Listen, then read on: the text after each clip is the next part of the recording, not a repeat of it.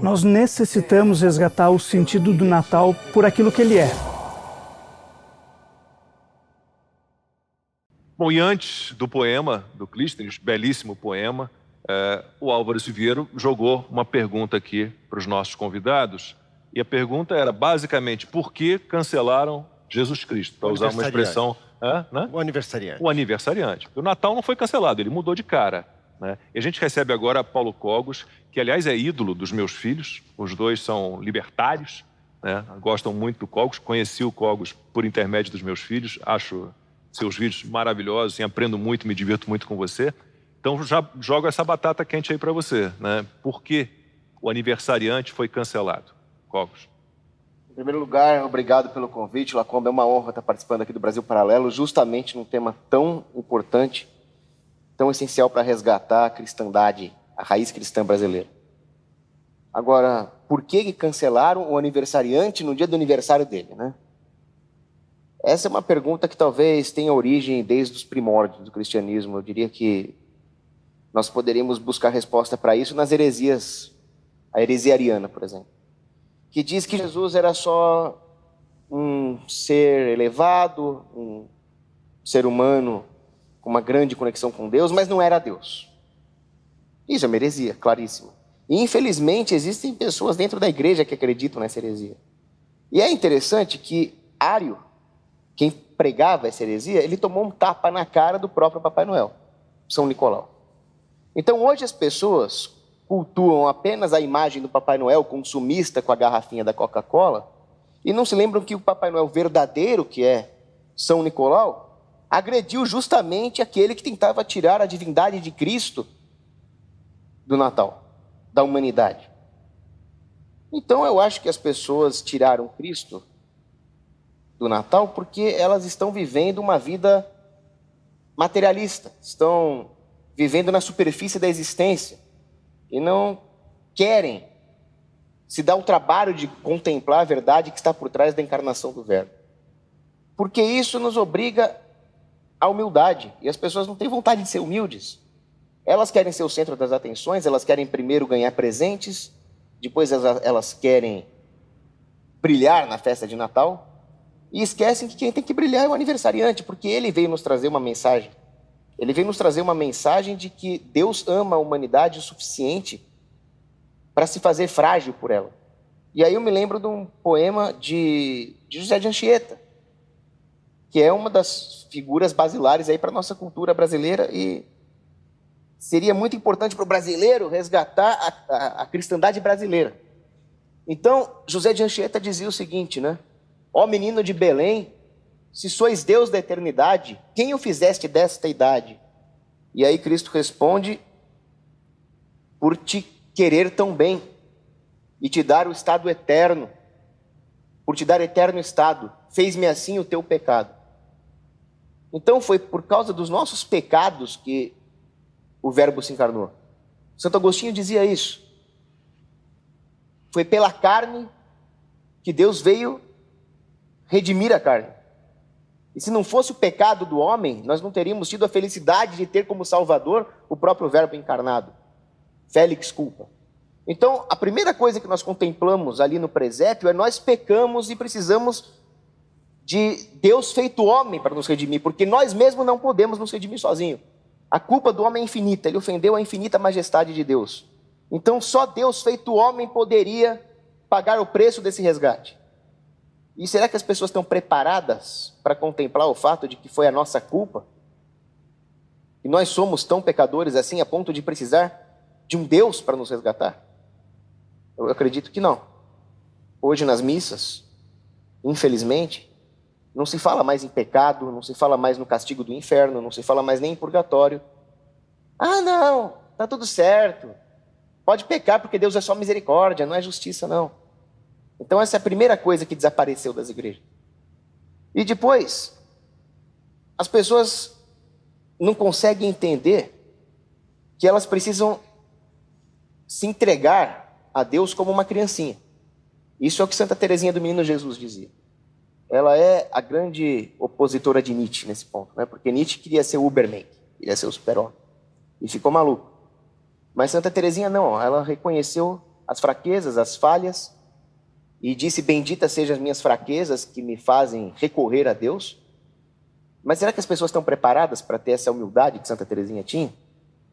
O Papa São Leão Magno dizia que quando os reis magos foram até Belém adorar o menino, eles adoraram a sabedoria numa criancinha. Eles adoraram o verbo na carne.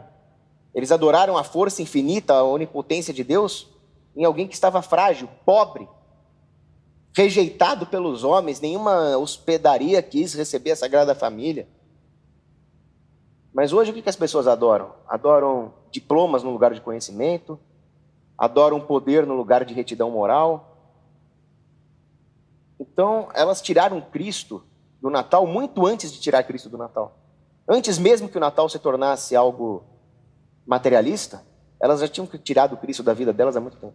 Cogos, deixa eu lançar então um desafio para Marcos, Rafael, Thomas, né? Vou acrescentar aí uma pimentinha à pergunta do Álvaro para a gente tentar encontrar uma solução, né? Como é que a gente faz para cancelar o cancelamento do aniversariante de Jesus Cristo? Como é que a gente faz?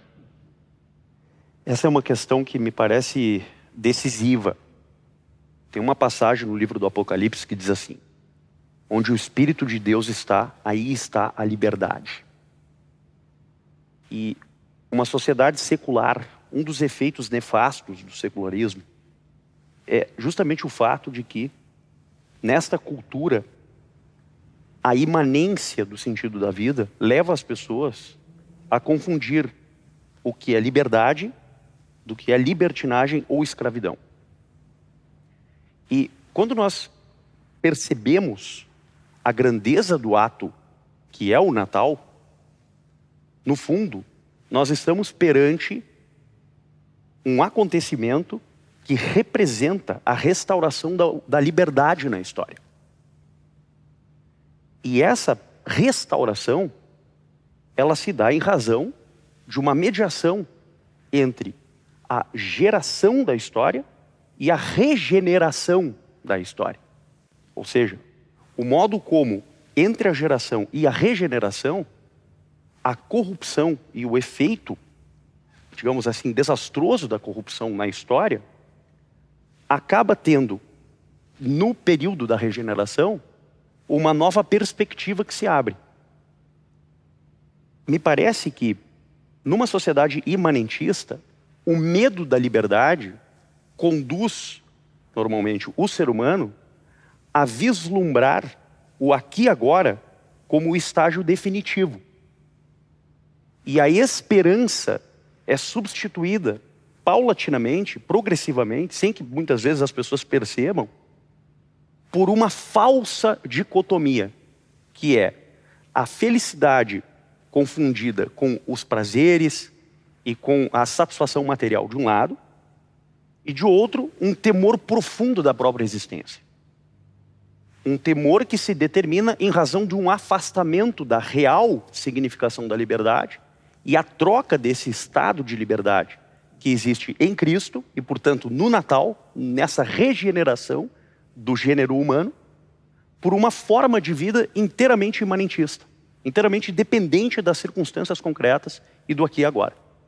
É como se nós anulássemos a esperança e ao realizarmos esse ato de cancelar a presença do real aniversariante, nós jogássemos a esperança de lado para focar justamente naquela visão imanentista, naquela visão que, de alguma maneira, jamais vai satisfazer o mistério profundo, o oceano profundo que é a existência humana.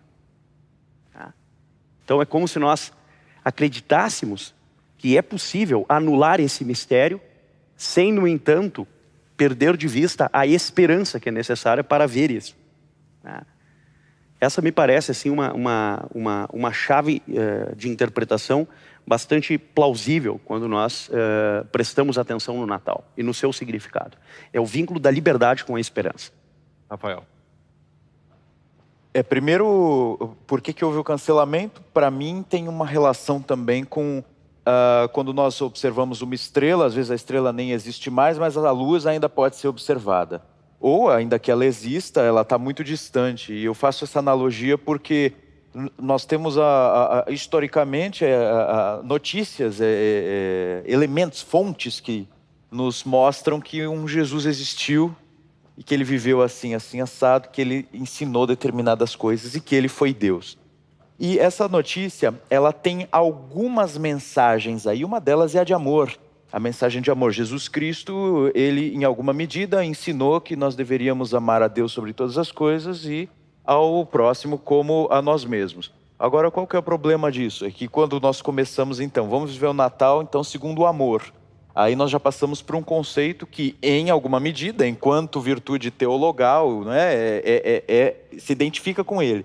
Agora, se a gente ainda está falando de uma vivência menor do amor, a gente vai se afastando da origem dessa lição e da origem, inclusive, do fato histórico que surgiu para que essa lição fosse dada à humanidade. E esse afastamento, aos poucos, chega uma hora em que o amor está tão rarefeito que a gente está quase se desvinculando da origem. Por que tão rarefeito? Porque aí já virou só comprar, dar presente, justamente fazer uma ceia com uma comida um pouco diferente, como está todo aqui no Brasil, coaduna com as férias escolares e com coisas assim, então o pessoal está mais feliz.